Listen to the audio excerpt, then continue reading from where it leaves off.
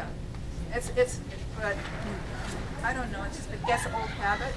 Well, our chickens like it, unfortunately. Oh, You'll see pellets over for pellets.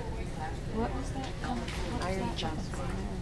okay, all right. Not that I'm recommending it for you, but it's like, I'm out there and they just think. And that's just imaging the soil. Okay. Repeat that? Yeah, so that would be another reason to cover it, even if it doesn't hurt them. It's just the people, animals are eating it. Then you'll have to use more of it. We've had lots of problems with deer and rabbit in our garden, and I've tried a lot of different things. Right now, what seems to be working the best is a deer fence, and they do have deer fencing here. I hope it's still here because I need to buy more. But 8 feet tall at least, and some things we learned by not doing it. So now, we started out with the little metal posts, and they knocked that down. And we started out with bird netting, and they tore through that. So you really need to get the netting that says it's for deer. It's a little sturdier. And we use 4x4 or 6x6 posts set in concrete so that they can't knock those down.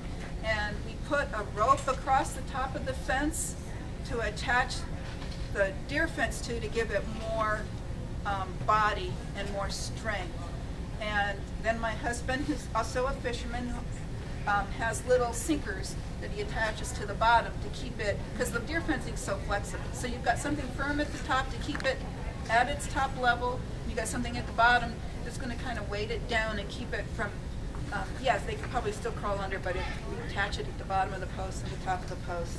And so far that seems to be working.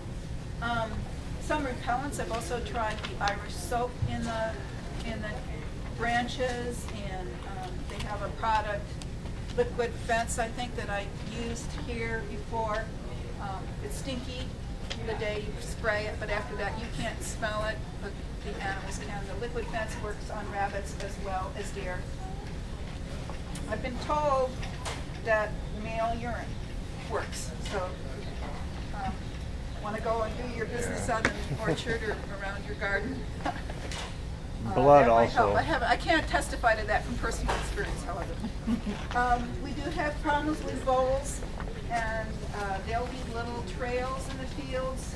They'll leave open holes, and I've seen those. So if you see a little hole in your garden, yeah. What is a vole? It looks like a mouse. It's kind of tiny, but it's got a pointier nose, and they dig a lot, so they've got their big claws on the front. We used to have a cat that would bring us all these little treasures, and that cat's no longer with us.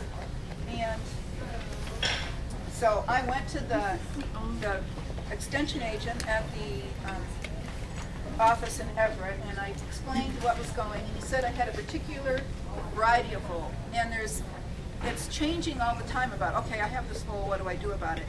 There's anti-trapping laws, and so they've gone back and forth on the trapping. Is it okay to trap voles or is it not okay? And the last thing he told me, but if you go online, it may not say this, but the last thing he told me is you can use mouse traps, but you got to put them under like a flower pot or something like that, so you don't get other creatures trapped in the mouse trap. But this has been one of those areas where the laws around the trapping changes all the time. They're just like a little mouse thing. And you find your bean seedlings disappearing for some reason, and you see, like, chances are, I thought it was birds at first, then I thought it was rabbits. He told me, based on this, it's probably the voles. Yeah. So you look for the incisor, the teeth marks. It will eat the pea sprouts, like I mentioned. It also does the beans. Make sure you keep the grass short. I was keeping the grass short and still had the problem. This is another reason. See, the raptors, your hawks and things like that will eat the voles. So this is another reason why you don't want to kill everything. You want to keep you want to make sure you have a good habitat. Yeah? Yes? Yeah. Just a real quick comment. You mentioned it, but it's not on your list. One of the things I've heard is really good for cats, particularly younger cats. Cats, very much so, yes. Cats will be good for that, yes? No. Okay. So now there's a lot of diseases. How are we doing on time? We're probably running late. 10 to 11, okay. Okay, thank you. All right, so these are intended to be an hour. If you have more questions, I'm certainly willing to stay after noon and answer your questions. There's lots of different pathogens. Fungi we get a lot of in this area with the dampness. There's also bacteria, viruses, various other kinds of things. In order for a disease to occur, 3 conditions must be met. The host plant must be susceptible. So for fungi don't go after everything. They only go after certain plants that are susceptible. The pathogen, whatever that organism, must be present, and the environment must be suitable for that disease. So if you look at the 3 factors, the host plant, the pathogen, and the environment, all the 3 of those things need to occur in order for the disease to begin.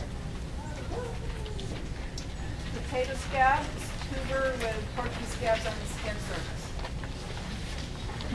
And then these are some russet varieties are more resistant than smooth-skin varieties. So this is an important, as you're choosing the particular varieties to grow in your vegetable gardens, if you've had a problem with a particular disease before, this is one area where you can really make a difference based on the varieties you choose. This is true for so I don't remember if I mentioned P. annation virus. And that becomes active in June. So the reason you try to plant when it starts to warm up, June, July. So the reason you plant your peas as early as possible is to get your harvest in by the time that virus is active. If you plant later, then you need to make sure that you choose a resistant variety. Potato scab is more of a problem on alkaline soils. Wood ashes for the things to avoid. And corrective action is just peel off the scabby skin. Tomato blight, we get a lot of this here. Leaves and stems with brown and black blotches. Plants I've had many times. My tomatoes have died late in the season. Now, I will be, I think it's next month, I'll be talking more about tomatoes, and I think someone else will be, as part of the warm season crop discussion I'll be having, but I think there's someone who may be teaching a whole class on tomatoes, so they'll give you more information about that in that class. So they like the hot, dry weather.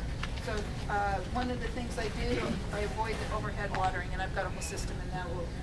I'll talk about that more in my other class. I'm going fast now because I'm running out of time, sorry.